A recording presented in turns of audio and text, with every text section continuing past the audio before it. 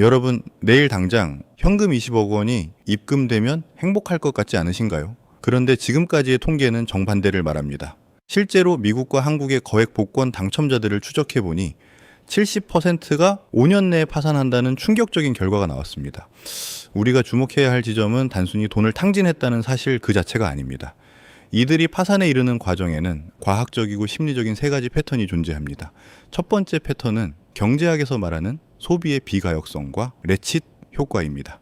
쉽게 말해서 한번 올라간 소비 수준은 톱니바퀴에 걸린 것처럼 다시 아래로 내려오기 어렵다는 뜻입니다. 평소 100만 원을 쓰던 사람이 1000만 원을 쓰는 것은 뇌 보상 체계에 아주 강력한 쾌락을 부여합니다. 하지만 통장 잔고가 바닥을 드러낼 때 뇌는 과거의 높은 소비 수준을 기준점으로 인식합니다. 심리학적으로 이를 쾌락 적응이라고 부르며 한 번 높아진 역치는 웬만한 자극에는 만족을 느끼지 못하게 만듭니다. 결국 자산이 줄어드는 속도보다 소비 습관을 교정하는 속도가 훨씬 늦어지며 파멸에 이릅니다. 수중에 돈이 없어도 눈은 이미 명품과 고급채 고정되어 있어 빚을 내서라도 그 수준을 유지하려 들기 때문입니다. 이것이 복권 당첨자들이 파산 직전까지도 과소비를 멈추지 못하는 결정적인 이유입니다. 두 번째 패턴은 사회적 자본의 침식과 정보의 비대칭성에 의한 관계 붕괴입니다. 경제학적으로 부의 급격한 유입은 개인의 사회적 방어 기제를 무력화시킵니다. 갑작스러운 부의 증가는 주변에 빨대라고 불리는 수많은 기회주의자를 자석처럼 불러 모읍니다. 가족과 친구라는 이름으로 투자 제한이나 증여를 요구하며 평생의 관계는 철저히 비즈니스로 변질됩니다.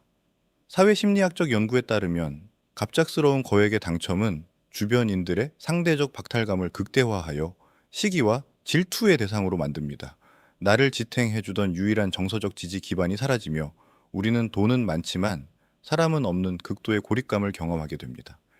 관계의 단절을 메우기 위해 더 자극적인 소비나 도박에 몰입하게 되는 악순환의 고리가 여기서 형성됩니다. 결국 정서적 파산이 경제적 파산을 가속화하는 기폭제가 되는 셈입니다. 세 번째는 자기 효능감의 상실과 자산 관리 지능의 부재입니다.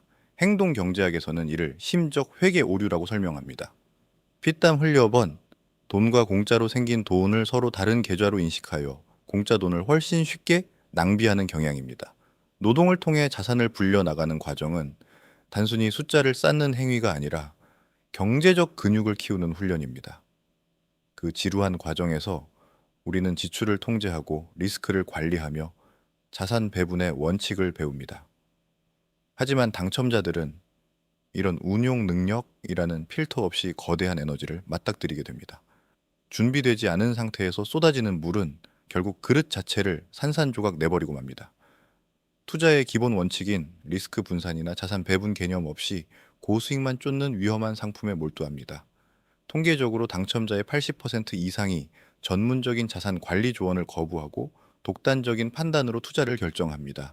사실 우리 대부분은 가슴 한구석에 이런 일확천금의 꿈을 품고 살아갑니다. 고된 퇴근길에 복권 한 장을 사며 잠시나마 고단한 현실을 잊는 그 마음을 우리는 너무나 잘 알고 있습니다. 그런 희망을 품는 것이 잘못된 것도 아니고 부자가 되고 싶어 하는 열망이 부끄러운 일도 아닙니다. 오히려 지극히 자연스럽고 평범한 우리의 모습일 뿐입니다. 하지만 우리가 앞선 파산의 사례들을 통해 반드시 짚고 넘어가야 할 진실이 하나 있습니다. 돈이라는 것은 단순히 숫자가 아니라 그것을 다루는 사람의 가치관과 태도에 따라 생명력을 얻는다는 점입니다. 거액의 당첨금이 누군가에게는 축복이 되고 누군가에게는 재앙이 되는 이유는 바로 그릇의 크기 차이에 있습니다. 우리가 15억, 20억이라는 자산을 꿈꾼다면 그 숫자를 담아낼 수 있는 내면의 힘을 먼저 길러야 합니다.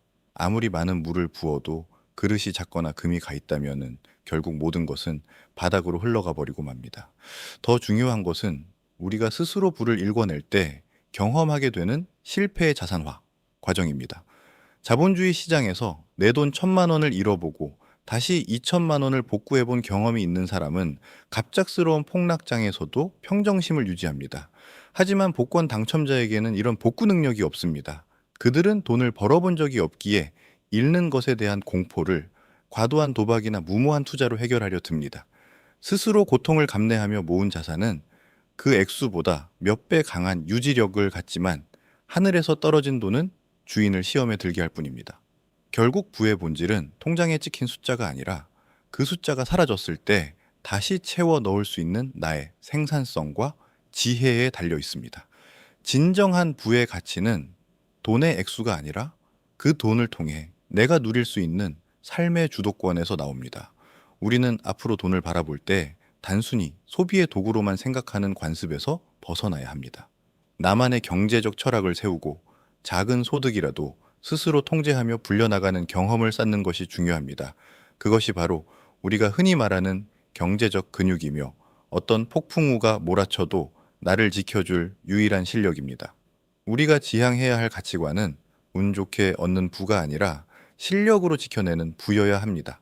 10만 원을 아끼고 1000만 원을 모으는 과정이 지루하고 의미 없어 보일지라도 그 시간은 우리의 그릇을 단단하게 빚어내는 과정입니다.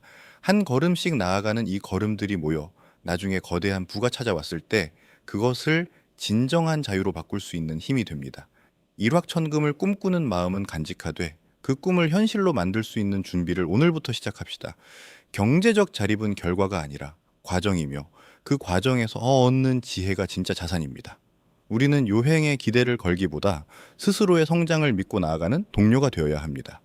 부유함의 정의를 단순히 통장 장호의 숫자가 아니라 내 삶을 내가 선택할 수 있는 능력으로 다시 정의해 봅시다. 지옥철을 견디며 쌓아 올린 매일의 성실함이 언젠가 우리가 꿈꾸는 15억의 자산보다 더 큰 가치를 발휘할 것입니다. 막연한 대박의 환상보다 구체적인 나의 자산 관리 능력을 믿는 것이 훨씬 강력한 무기입니다. 우리는 오늘보다 더 나은 내일을 위해 지금 이 순간에 작은 선택부터 바꿔나가야 합니다. 자산의 크기보다 그릇의 깊이를 고민하는 사람에게 부는 비로소 머물 준비를 마칩니다. 요행을 바라는 마음을 덜어내고 그 자리에 차분한 전략과 나만의 원칙을 채워 넣으십시오. 삶의 주권을 타인이나 운에 맡기지 말고 오직 나 자신의 손으로 하나씩 조각해 나갑시다. 우리가 원하는 진정한 경제적 해방은 복권 번호 6개가 아니라 오늘 우리가 내린 현명한 판단 속에 있습니다. 흔들리지 않는 중심을 잡고 우리만의 속도로 부의 성벽을 견고하게 쌓아 올립시다. 15억의 자산가로 거듭날 우리의 미래는 이미 오늘 우리가 가진 태도에서부터 결정되고 있습니다. 추상적인 희망보다는 구체적인 자립 계획을 세우고 오늘 나의 그릇을 점검하는 시간을 가져보시기 바랍니다. 우리는 결국 해낼 것이며 그 승리의 열매는 스스로 일궈낸 자부심과 함께 찾아올 것입니다. 이 여정의 끝에서 우리는 단순히 돈이 많은 사람이 아니라 삶의 모든 선택을 스스로 결정하는 자유인이 되어 있을 것입니다. 오늘부터 나만의 부의 원칙을 세우고 그릇을 키워나가는 일에 집중하십시오. 당신이 만들어갈 찬란한 경제적 독립을 진심으로 믿습니다. 그 목표를 향해 흔들림 없이 전진하는 우리의 발걸음은 멈추지 않을 것입니다.